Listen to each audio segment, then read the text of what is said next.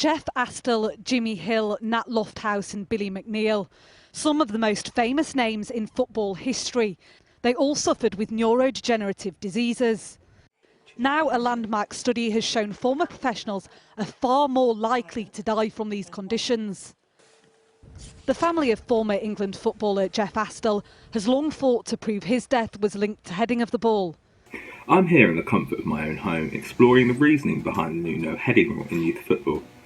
Earlier this year, the FA decided to implement a ban to ensure no lasting health issues arise in later life after football.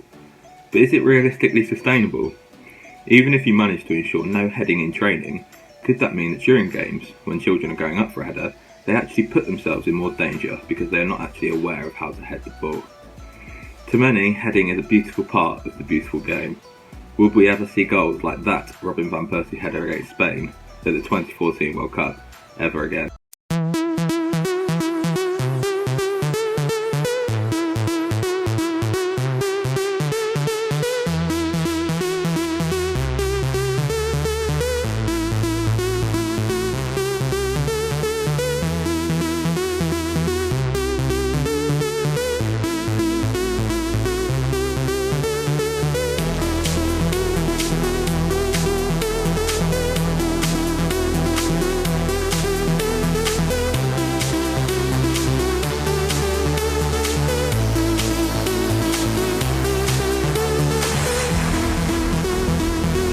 But, especially in today's world, we need to be aware that health comes before sport.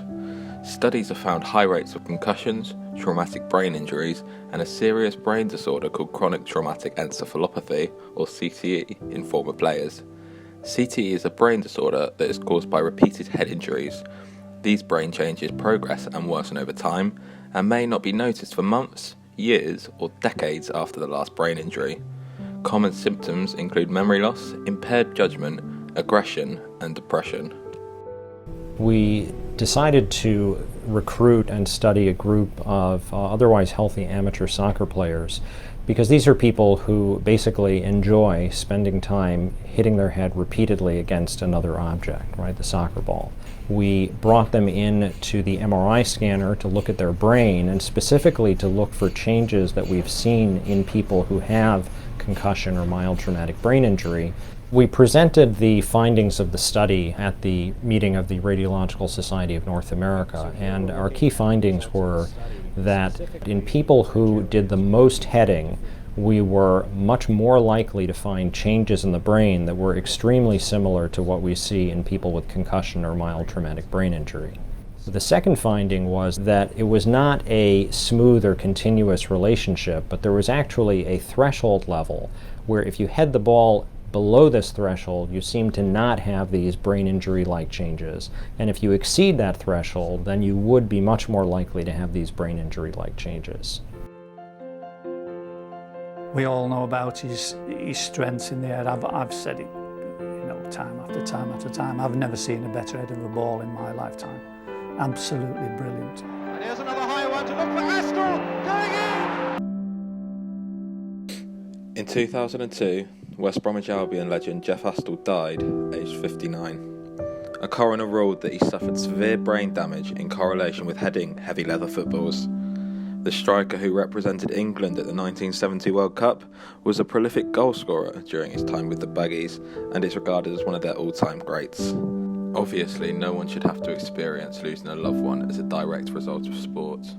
Jeff Astle will live long in the memory of football fans for his ability on the pitch, and now his family are advocates for ensuring the safety of all footballers so that no family have to go through what they did. But with new innovative technology nowadays, surely there's some way of ensuring players' protection by making balls more padded or safer in some way. I reached out to Ottery St Mary winger Rob Westmore over Zoom to get his thoughts on the new law and what they can do to ensure players' protection in the future.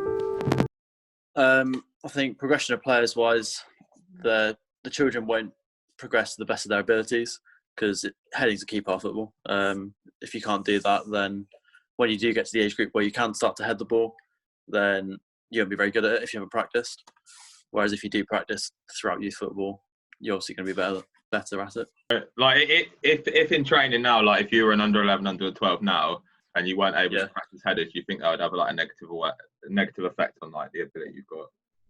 Yeah, because say for instance you're a tall player, and you're good at heading, say you practice it at home and stuff like that. You won't be able to do that in a game or in the training. You won't be able to perfect a skill that you are genetically good at. The new law has added another heated discussion point for pundits to discuss, with former Sunderland striker Niall Quinn believing that the FA are implementing something that definitely needed to be done. Look at what happened in the study that took place in Scotland.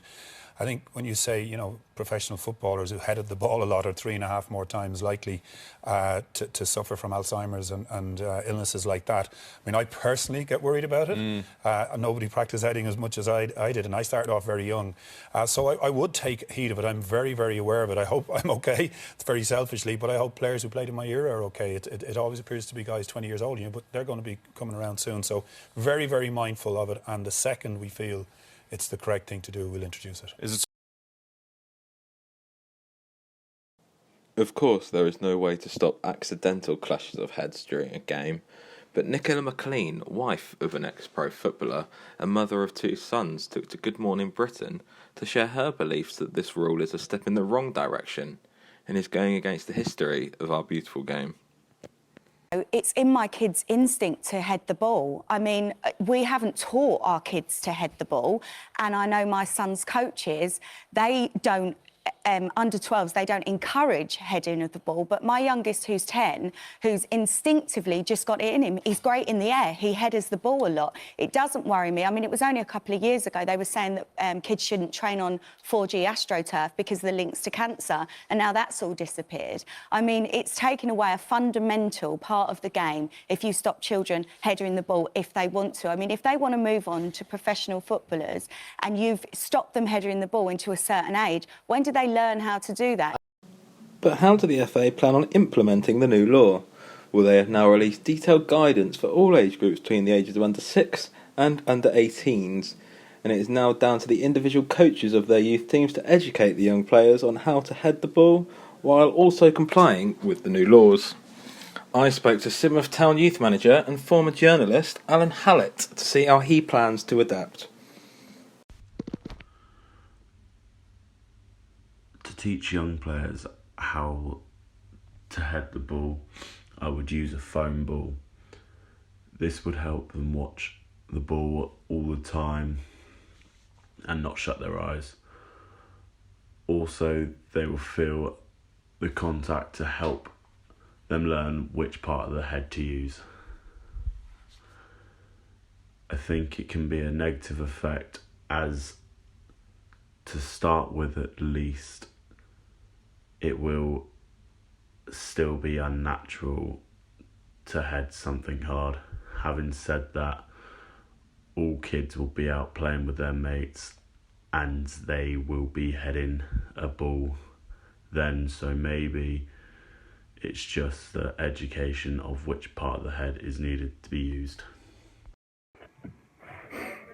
Obviously, heading is and has been a huge part of football, but this rule seems to be a step in the right direction towards making football safer. We all love our beautiful game, but are we really willing to risk our own lives? It probably isn't worth it, so the FA have definitely taken a step in the right direction.